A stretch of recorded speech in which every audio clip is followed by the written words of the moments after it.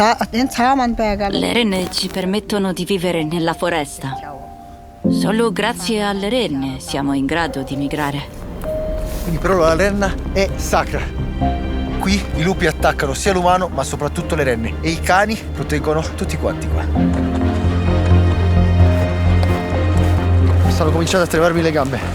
Stiamo cavalcando da ore.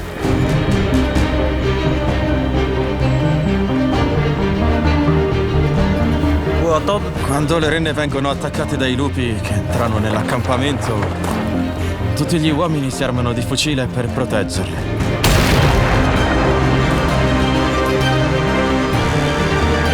Il luogo più sacro per gli uomini delle renne è questa orza.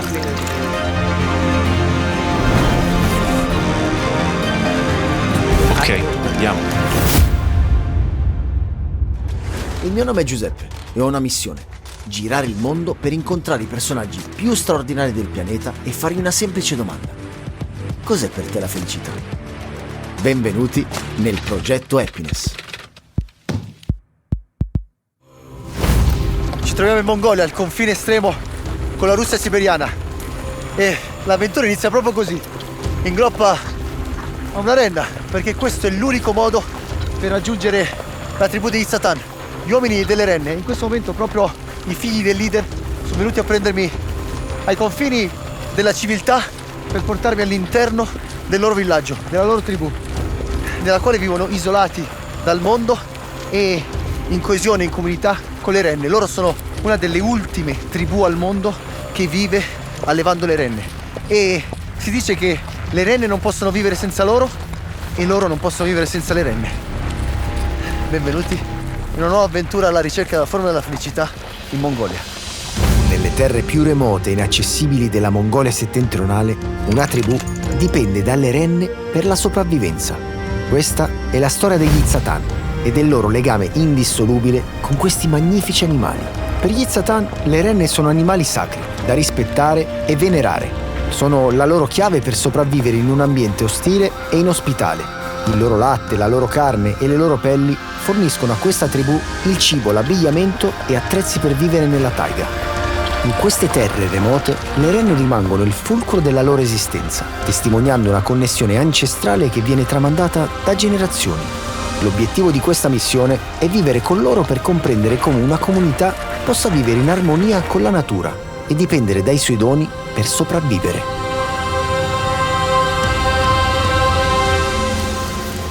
Qui ho armato di un fucile perché nella taiga sono presenti tantissimi lupi e orse, quindi per proteggerci ha portato un fucile. Va. In realtà loro lo usano anche per cacciare, perché a differenza da ciò che si possa pensare, loro non si cibano di renne se non quando muoiono di vecchiaia, perché per loro la renna è sacra. La renna gli dona tutto, gli dona il latte, gli dona le pelli, gli dona i palchi che cadono, loro li utilizzano per creare utensili.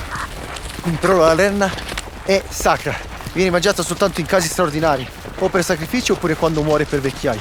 Loro cacciano altri tipi di animali, ci sono cinghiali nella foresta, ci sono volpi e loro cacciano quello. Stanno cominciando a tremarmi le gambe, stiamo cavalcando da ore. Pensavo fosse un po' più semplice, ma adesso sto subendo un attimo la cavalcata.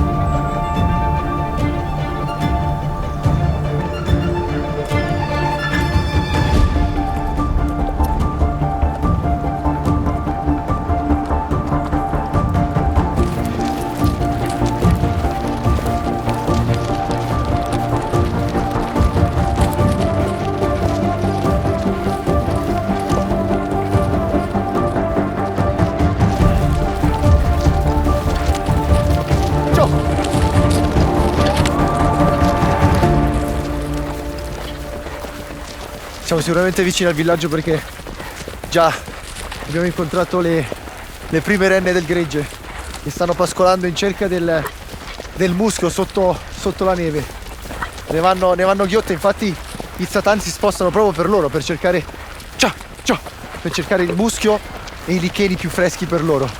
Non avrei mai immaginato di poter o dover montare una renna, ma per gli Itzatan è un mezzo di trasporto eccezionale. Grazie ai loro zoccoli larghi e appiattiti, le renne riescono a muoversi con facilità attraverso la neve senza sprofondare, consentendo agli Izzatan di accedere a zone remote della taiga altrimenti inaccessibili. È straordinario rendersi conto che, senza le renne, il popolo degli Izzatan non esisterebbe nemmeno. Siamo arrivati. Siamo finalmente arrivati al villaggio degli Izzatan.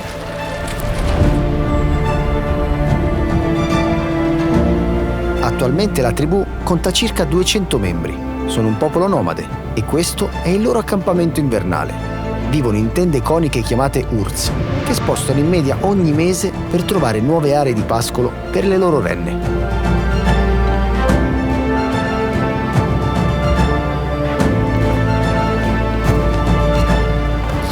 In questo momento nel villaggio ci sono pochissimi uomini in giro, ci sono soltanto donne perché tutti gli uomini sono a far pascolare le renne. Stiamo seguendo la signora che è una dei leader delle famiglie che sono divise in questa zona. Sono gruppi di famiglie che si dividono tutto questo territorio. E come tradizione del popolo delle renne, vengo invitato per la cerimonia del tè come benvenuto all'interno del villaggio. Eccoci qua. Finalmente siamo riusciti a entrare dentro una vera yurt, che è la casa tradizionale degli Izzatan. Ed è fantastica e meravigliosa perché vi dovete immaginare un tipì in cui però si svolge tutta la vita quotidiana degli Izzatan. Per esempio, questo è il letto della signora, però a fianco c'è la cucina, ci sono tutti gli utensili, tutte le stoviglie, e qua come sempre c'è il cuore della casa degli Izzatan e di tutti gli nomadi della Mongolia, che è la stufa col quale possono cucinare e riscaldarsi anche negli inverni più duri, più rigidi. Questo mi immagino che sia il lato del marito, che è uno sciamano. Infatti ci sono tutte le pezze che costituiscono il mantello degli sciamani, li vedete? Sono tutti colorati dietro di me, e gli sciamani li indossano per sembrare un grande uccello. Infatti nelle cerimonie sciamaniche li indossano e si muovono come se fossero dei grandi animali. Qui vivo con tutta la mia famiglia. Il luogo più sacro per noi, popolo delle renne, è questa orza. Altri spazi vitali come la yurta mongola sarebbero impossibili da caricare sulle renne. Quando migriamo, lasciamo dietro di noi il pavimento, la base del letto e la struttura della orza. Carichiamo sulle renne solo i materassi e questo materiale di copertura. Questo è l'accampamento invernale nel bosco. Verso la fine di aprile migriamo nel nostro luogo di accampamento primaverile affinché le renne possano partorire. Torniamo sempre nella stessa prateria dove abbiamo già costruito la struttura delle orz come questa. Sai, c'è una ragione per cui viviamo nella foresta. A differenza delle tipiche mandrie dei mongoli, le renne si nutrono diversamente. Mangiano una pianta chiamata muschio. Non ha radici. Più a lungo resta nella natura, più buono diventa per gli animali. Ecco perché migriamo tra accampamenti invernali, primaverili, estivi e autunnali. Devi sapere che le renne non mangiano il muschio se qualcuno l'ha calpestato, solo quello intatto, selvaggio. La renna riconosce ciò che è puro. Questa profonda connessione con la natura si riflette anche nella cerimonia del tè, che ha un significato spirituale per gli Izzatan. Lo considerano come un dono della natura e come un modo per connettersi con il mondo naturale. Ed è per questo motivo che la prima tazza del tè viene sempre offerta agli spiriti della natura in segno di riconoscenza. Buono.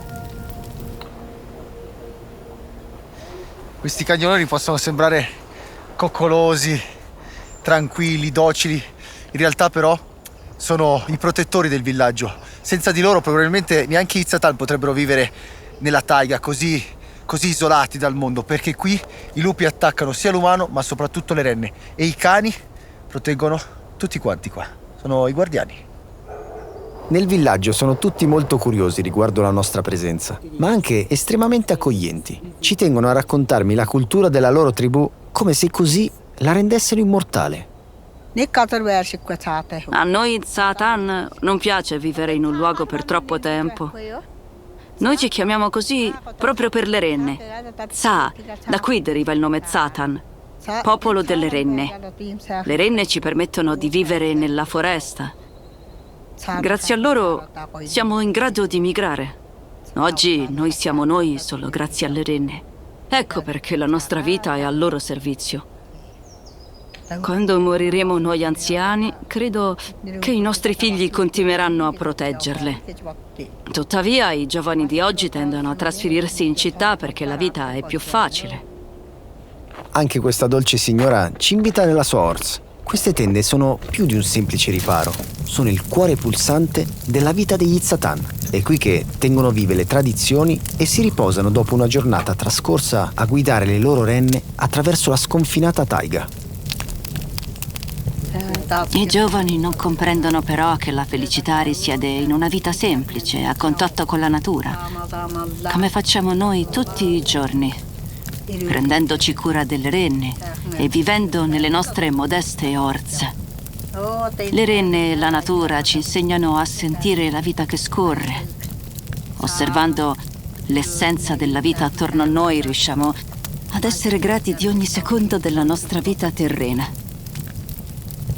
Badiamo al gregge, viviamo in connessione con la natura e migriamo seguendo le stagioni. Sai quanto è meraviglioso migrare in estate? Passo giornate intere a guardare il fiume che scorre. Mi fa sentire così bene.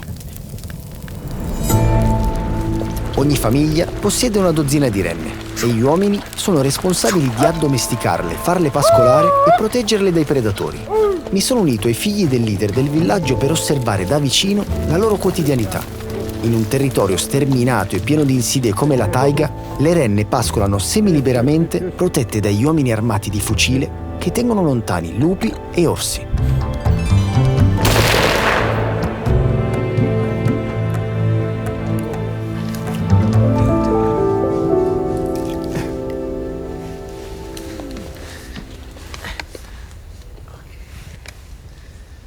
Questa è la cicca dei Itzatan.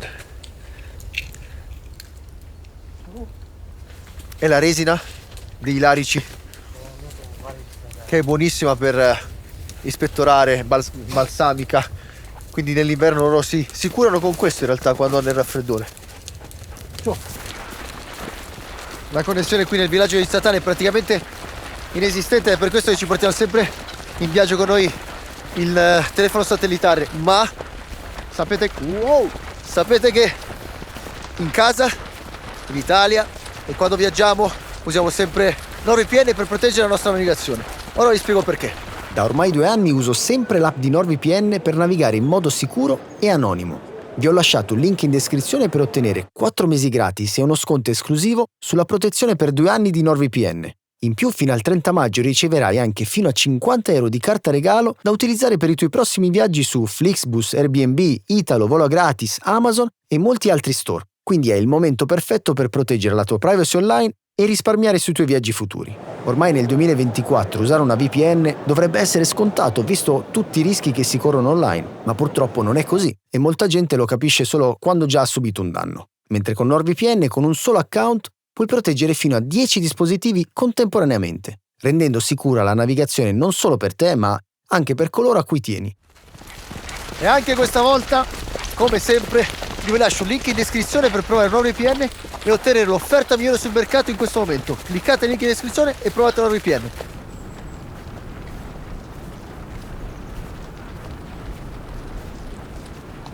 Le renne sono molto docili, perché gli Itzatan sono dei maestri ad addomesticarle. Infatti non aspettano che arrivino a un'età adulta, ma una volta che diventano giovani sono pronte a essere addomesticate. E come si fa? Beh, collocano dei pesi maggiori, progressivi, ogni mese sulla groppa della renna, così che lei possa innanzitutto abituarsi a un peso sopra di lei e poi a comprendere che dovrà trasportare del peso e dovrà trasportare anche delle persone, e quindi poco a poco loro le abituano alla loro presenza e anche al peso di materiali prodotti che loro stessi, per muoversi, essendo nomadi, devono caricare sulla groppa delle renne. Una volta tornati al villaggio, le renne vengono legate ai larici per tenerle tutte vicine durante la notte, affinché i cani li possano proteggere dai lupi. Noto anche che alcune di loro sono ornate con dei nastri colorati e Anand mi spiega che quelle sono le renne più vecchie, che vengono considerate spiriti guida e quindi venerate. Queste sono le nostre migliori renne. Quando i lupi riescono a entrare nell'accampamento per attaccarle, tutti gli uomini si armano di fucile per poterle proteggere. Invece, per evitare gli attacchi da parte degli orsi, usiamo i nostri cani da guardia. E ricordati, se un orso dovesse attaccarci, non arrampicarti sugli alberi perché ti prenderebbe. Non scappare perché ti inseguirebbe per sempre. Puoi solo nasconderti. Perché a un orso non possiamo sparare. È troppo grosso, capisci? E se ci provassimo lo faremmo arrabbiare solo di più. Una volta abbiamo dovuto incendiare una tenda per tenere lontano un orso gigante dai nostri animali.